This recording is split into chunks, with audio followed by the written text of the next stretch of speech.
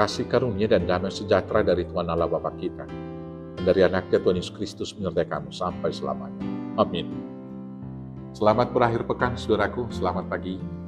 Dan selamat beraktivitas untuk kemuliaan Tuhan dipandu firman-Nya dari Amsal 3 ayat 11. Demikian firman Tuhan. Hai anakku, janganlah engkau menolak didikan Tuhan, dan janganlah engkau bosan akan peringatannya. Hai anakku, janganlah engkau menolak didikan Tuhan, dan janganlah engkau bosan akan peringatannya. Demikianlah firman Tuhan. Bapak Ibu Saudaraku yang terkasih dalam Yesus Kristus, dalam proses perjalanan hidup orang-orang Israel, Allah mendidik mereka dengan berbagai hal.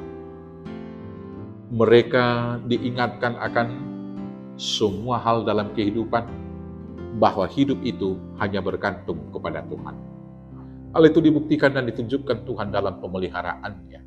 Ketika umat Israel berpaling dari Dia, maka mereka kemudian dikalahkan. Itu menjadi didikan bagi mereka, mengingatkan bahwa di luar Tuhan mereka tidak punya kuasa apa-apa. Demikian juga ketika mereka berpaling dari Tuhan, maka mereka akan menjadi kelaparan dan menjadi sasaran yang empuk bagi musuh-musuh di sekitar mereka. Maka demikianlah sesungguhnya kehidupan kita ini adalah sebuah proses panjang yang dipakai Tuhan untuk mendidik kita.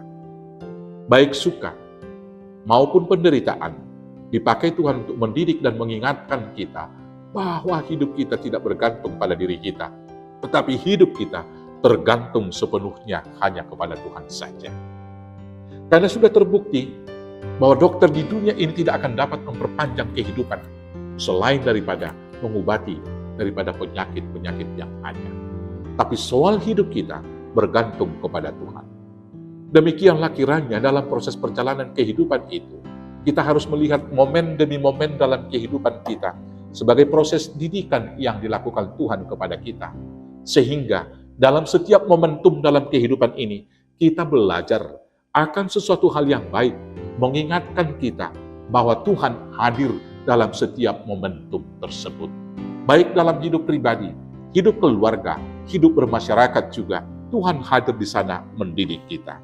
Dan ketika Tuhan mengajar kita, maka kita kemudian akan berbahagia pada akhirnya.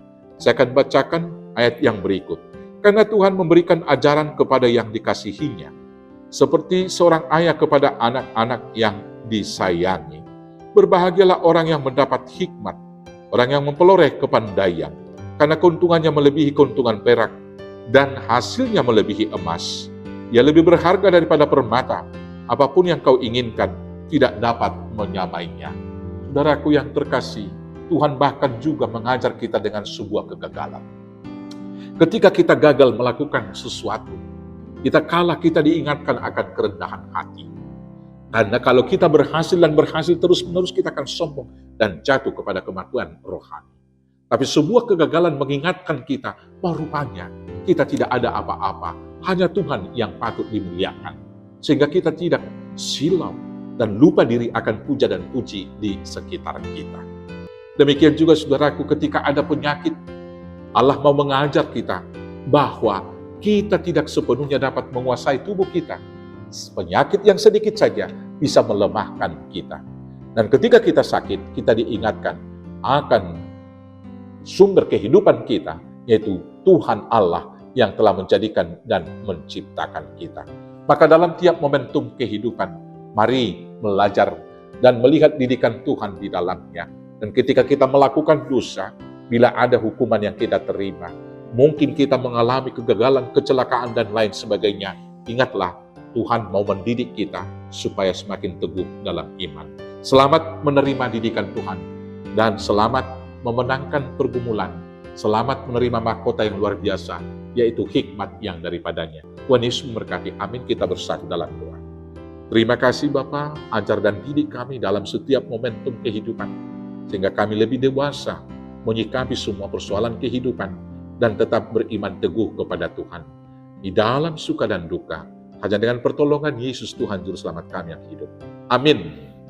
Selamat menerima didikan Tuhan. Selamat berakhir pekan. Tuhan Yesus memberkati. Horas, horas, horas.